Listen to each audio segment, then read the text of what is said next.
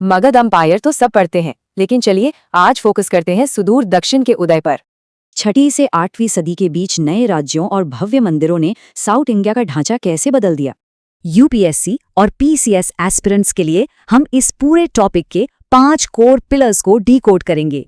पल्लव और चालुक्य, ये दो सुपर पावर्स उपजाऊ नदी घाटियों और ट्रेड रूट्स के लिए लगातार आपस में लड़ती रहीं।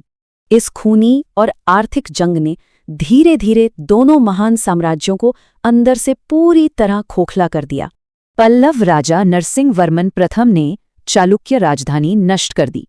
एग्जाम के लिए ये कीवर्ड याद रखिएगा, वातापी कोंड। अब इन युद्धों से दूर एक साइलेंट रेवोल्यूशन चल रहा था। सेनाओं का खर्च उठाने के लिए कृषि क्रांति, जंगल तेजी से साफ किए गए और नए एग्रीकल्चरल हब बनाने के लिए टैक्स फ्री जमीनें बांटी जाने लगी। इन टैक्स फ्री जमीनों को ब्रह्मदेय कहा गया।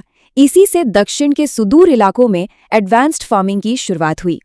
उत्तर मेरूर शिलालेख बताते हैं कि यहाँ का ग्रामीण समाज बेहद डेमोक्रेटिक था, जो 3 मेन संस्थाओं द्वारा चलता था। पहली संस्था थी उर। ये बेसिकली आम किसानों और गांव वालों की एक जनरल असेंबली होती थी। दूसरी थी सभा। ये ब्राह्मण भूस्वामियों की एक एक्सक्लूसिव कमेटी थी जो सिंचाई और मंदिरों का मैनेजमेंट देखती थी। और तीसरी संस्था थी नगरम। ये व्यापारियों और शिल्पकारों का संगठन था जो शहरों का पूरा इकोनॉमिक अफेयर संभालता था। लेकिन सोचिए, इन विशाल सेनाओं और भव्य महलों के एक्सपेंशन का भारी आर्थिक बोझ आखिर किस पे पड़ा?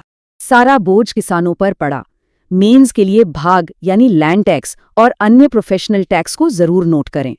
इनमें सबसे क्रूर था वेत्ती यानी जबरदन बेगार। टैक्स न चुकाने पर किसानों की जमीनें तक छीन ली जाती थीं। इस एरा की सबसे बड़ी खासियत, मंदिर सिर्फ पूजा स्थल नहीं थे, बल्कि इकोनॉमी के न्यूक्लियस बन चुके थे। भारी डोनेशन पाकर मंदिर सबसे बड़े जमींदार बन गए। वो ब्याज पर कर्ज देते थे, बिल्कुल बैंकों की तरह। इन्होंने जबरदस्त रोजगार पैदा किया। इसी वजह से साउथ इंडिया का अर्बनाइजेशन सीधे इन्हीं टेम्पल कॉम्प्लेक्स के इर्द गिर्द होने लगा। चलिए क्विक रिवीजन करें। पॉलिटिकल वॉर्स, कृषि विस्तार, डेमोक्रेटिक ग्राम सभाएं, भारी टैक्स और पावरफुल मंदिर इकोनॉमी। इस सिस्टम ने दक्षिण को आत्मनिर्भर बनाया। मेंस के लिए सोचिए, क्या उनका रूरल एडमिनिस्ट्रेशन नॉर्थ से ज्यादा एडवांस था?